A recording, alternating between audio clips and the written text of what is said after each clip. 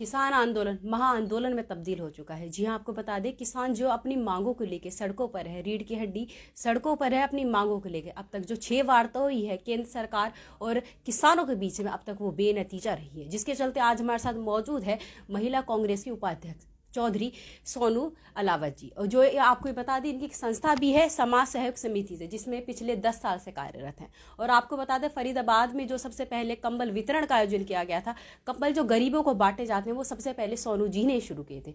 आज इन तमाम मुद्दों पर आज चर्चा करेंगे। किसानों का आंदोलन कहाँ तक पहुंचा है, कैसे इसमें आगे की रणनीति क्या है, इन सभी विषयों पर। नमस्कार मैम। जी नमस्कार। किसान पिछले 22 दिनों से अपनी मांगों को लेकर सड़कों पर है। आपने सबसे पहले कंबल वितरण का कार्य जो शुरू किया था गरीबों के लिए, वही रीढ़ की हड्डी आज ठंड में सुकड़ रहा है सड़कों पर। इस चीज़ पर आप क्या कहना चाहती हैं मैम? मैं सबसे पहले ये कहना चाहूँगी कि एक किसान है, धरती पुत्र किसान है।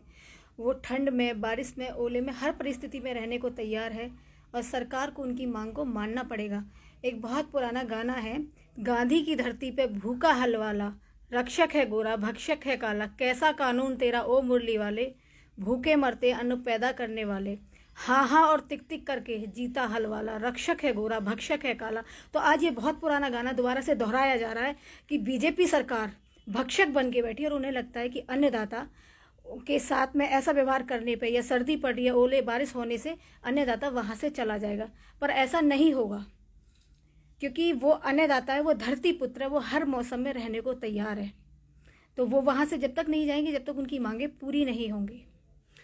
केंद्र सरकार और किसानों के बीच 6 वार्ता हो चुकी है मैडम। 6 वार्ता कोई कम नहीं होती, 6 बार उन्होंने बातचीत करी है जो अभी तक बेनतीजा रही है। फिर भी किसान अपनी मांगों को लेकर जौ के तो सड़कों पर बैठे हुए हैं, कभी रोड जाम कर कर, कभी टोल फ्री करके अपनी मांगों को मनवा रहे हैं। क्या लगता है कि सरकार उनकी मांगों को मानेगी? बिल्कुल मांगेगी। और जब उन्होंने जो भी सरकार ने कानून लागू किया वो किसानों के लिए किया। आपने कोई कानून मेरे लिए किया, जब मैं उस कानून से खुश नहीं हूँ तो कानून किस फायदे के लिए किया गया है? जब तक ये मांग पूरी नहीं होगी किसान वहां से नहीं हटेंगे। आपने कांग्रेस महिला कांग्रेस को उपाध्यक्ष महिलाओं के लिए आगे बढ़ रहती हैं, किसानों के समर्थन में आप निकली हैं, तो आपको क्या लगता है जो कि 3 कानून पास हुए हैं ये बिल्कुल किसानों के विपरीत हैं? बिल्कुल विपरीत हैं। यहाँ कांग्रेस या बीजेपी या महिला कांग्रेस से जुड़ा हुआ मुद्दा नहीं है, ये एक किसान का मुद्दा है। वो किसान बीजेपी में भी है, कांग्रेस में भी है, हर जगह किसान है।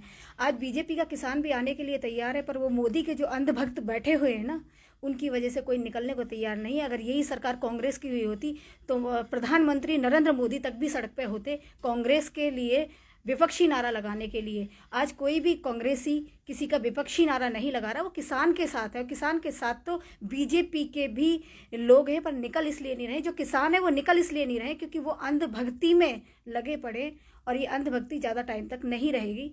फिर से किसान जीतेगा और हरियाली फहराएगी पूरा अपना झंडा। सोनू, जो आपने कहा कि अगर कांग्रेस की सरकार होती तो मोदी और सब ये सड़कों पे होती, विपक्षी दल का नारा लगाती, ये बात तो सेम कांग्रेस पे भी लागू होती है। सूत्रों के मुताबिक ये भी पता चल रहा है कि जो विपक्षी दल पार्टी है वो इस चीज़ों को रणनीति राजनीति बना रही है, इसमें कोई वो किसान नहीं है। तो इस चीज़ पर आप क्या कहना चाहेंगे? अभी मेरे सुनने में आया था जो खालिस्तान वाला नारा आया था, हमने सभी सोशल मीडिया पे नारा देखा था। जितने लोगों को वहाँ पे पकड़ा गया है वो आरएसएस के लोग पकड़े गए। सबसे पहला वहाँ पर एक एक किसान है। मैं वहाँ गई हूँ, मैंने वहाँ की व्यवस्थाएं देखी हैं। आप वहाँ जाएंगे, किसानों ने इतनी शांति पूर्वक से वो लोग रह रहे हैं, अपनी मांगे मनवा रहे हैं।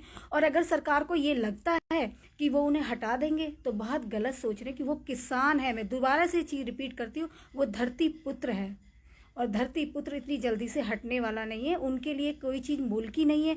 उनका गेहूं अपना है, सब्जियां अपनी है, वो अपनी मांगे पूरी करवा के हटेंगे।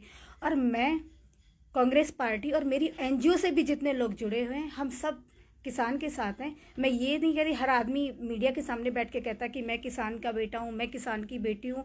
ये मैं उस परिवार से हूँ, चौधरी चरण सिंह के परिवार से लिंक करती हूँ। मैं उस परिवार से हूँ जो किसानों के मसीहा थे, और मैं आखिरी दम तक किसान के साथ हूँ। किसानों के जो 3 कानून जो पास हुए हैं, पहले ये कहा गया था कि किसान अपनी जो फसल है उसे बाहर जाके नहीं बेच सकता, पर इस कानून में इस चीज़ को रोक दिया गया है, बंद कर दिया गया है। किसान अपनी फसलों को बाहर जाके बेच सकता है, कोई रोक टोक नहीं है। तो इस चीज़ में मैडम गलत कहाँ? करना और कहने में बहुत फ़र्क होते हैं। कहने को तो मैं भी कुछ कह सकती हूँ, क्या ये लागू होगा?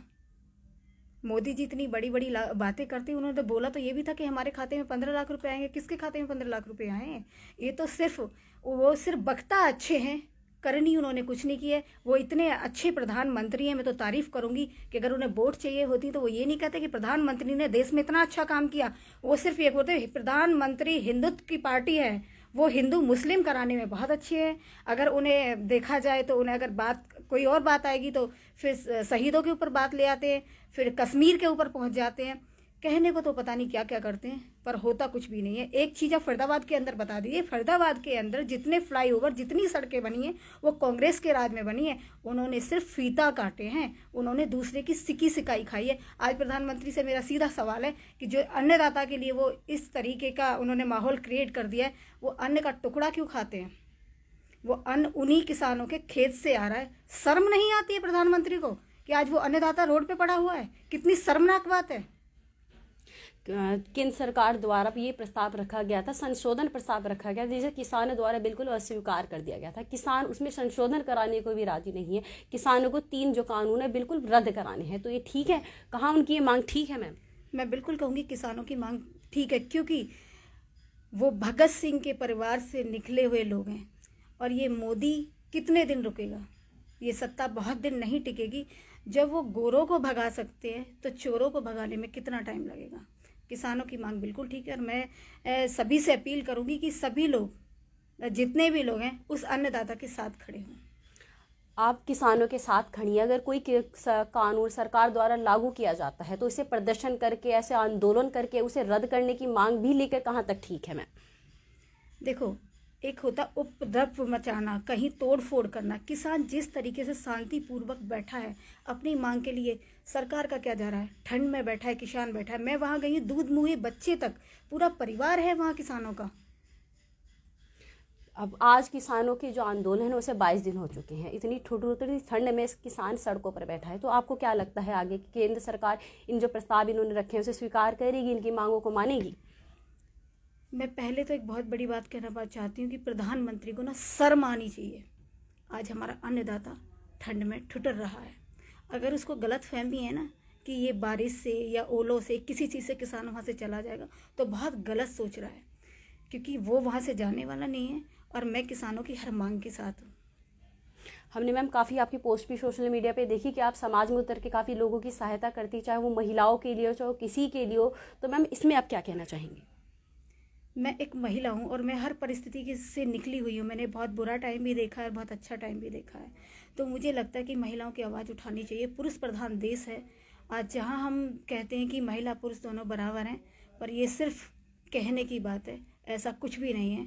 महिलाओं को भी उनका दर्जा दिया जाना चाहिए। मैं गलत के साथ हूँ, अगर कोई महिला भी गलत करती है तो वो भी बहुत गलत है। मैं ये नहीं कहती कि हर इंसान सही है, पर ये भी कहना चाहूँगी कि मैं हर उस महिला के साथ हूँ जिनके साथ में गलत चीज़ें होती हैं, गलत व्यवहार होता है।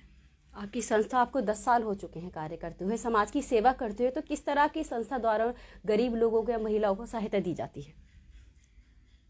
मैं 10 से 12 साल से कांग्रेस में हूँ और मेरी संस्था को 3 साल हो चुके हैं। मैंने जो संस्था अपनी बनाई हुई है, तो मैं शुरू से स्टार्टिंग करती हूँ। शिक्षा की तरफ मेरा बहुत ज़्यादा रुझाव है कि हर इंसान पढ़े, हमारे स्लम में रहने वाले बच्चों के एडमिशन हो, गवर्नमेंट स्कूल में एडमिशन हो, वो बच्चे पढ़ें। मेरा सबसे ज़्यादा रुझाव शिक्षा की तरफ है कि जब बच्चे शिक्षित होंगे तो अपने आप गरीबी दूर हो जाएगी। अब मेरा आखिरी सवाल आपसे है, किसानों के साथ आप खड़े हो, सरकार नहीं मानती, तो आपकी संस्था द्वारा, आपके उपाध्यक्ष हैं महिला कांग्रेस की, तो किस तरह सहयोग किसानों को मिलेगा? मैं हर तरीके से किसानों का सहयोग करूंगी। अगर हमें धरना प्रदर्शन करना पड़ा, वहाँ पे बैठना पड़ा, तो मैं हर तरीके से पॉसिबल हूँ और हर तरीके से किसानों की सहायता करूंगी और मैं किसान के साथ हूँ। जैसा आपने देखा, सोनू जी ने किसानों को लेकर और अपनी संस्थाओं को लेकर किस तरह हमसे वार्ता करी। आगे भी हमारे साथ बने रहिए। नमस्कार।